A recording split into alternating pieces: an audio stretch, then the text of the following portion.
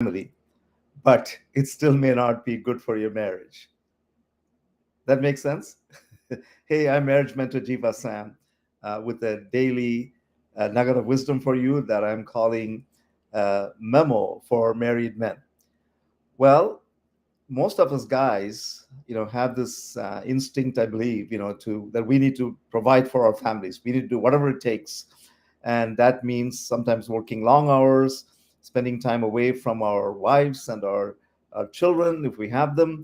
And we think there's nothing wrong about it. This is one of the most noble things that we can do, and yet, in spite of our best intentions, they might not have the best impact upon our marriage.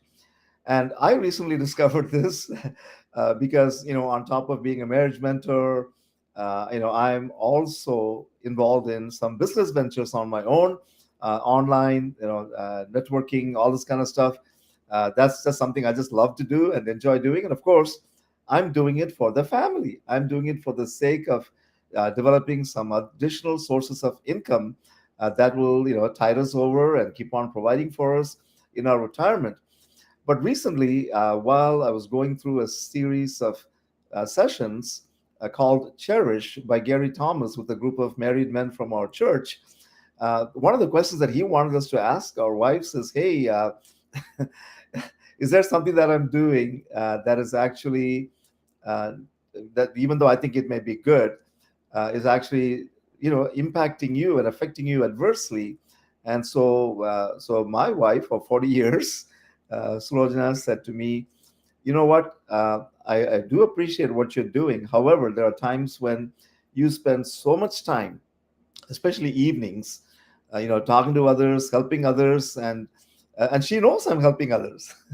But she said it has definitely been taking some time away that you and I would normally have together, some quality time. And so when I heard that, of course, I need to take that to heart.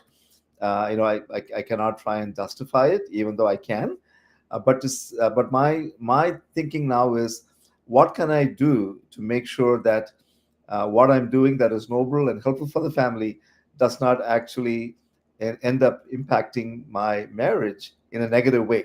So I've come up with some strategies. Maybe I should bunch everything that I do into a couple of evenings, so I have one more evening or two more evenings free to be with Slojana, or move some of the things I do to a different time slot, etc. So I have to get creative about it. All right. So guys, here's my nugget of wisdom for you. Here's your memo for today. Ask your wife this particular question. And the question is, hey, honey, am I doing something that is really good? There's nothing wrong with that. It's not like I'm wasting time, like playing, games or gaming or doing any other kind of stuff. And if you're doing it, then will have a different conversation. But if I'm doing something that you believe is actually hurting our marriage, or at least causing some friction, some stress, creating some distance between us, would you please let me know about it? And then, guys, take it like a man, and then do something about it. And if you need some help with this, that's what I'm here for. My email address is streaming across the screen, theunbreakablemarriage@gmail.com. And if you need something more than that, if you need to actually have a long heart-to-heart conversation with me, then go to the QR code that says free consult. Just point your smartphone to that, and it'll lead you to a place, lead you to our website where you can book a time on my calendar, and I will get back to you and we can have a good conversation. All right. So I hope that this was helpful to you.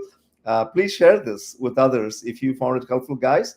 And I will see you again tomorrow with another memo for married men. God bless. Bye bye.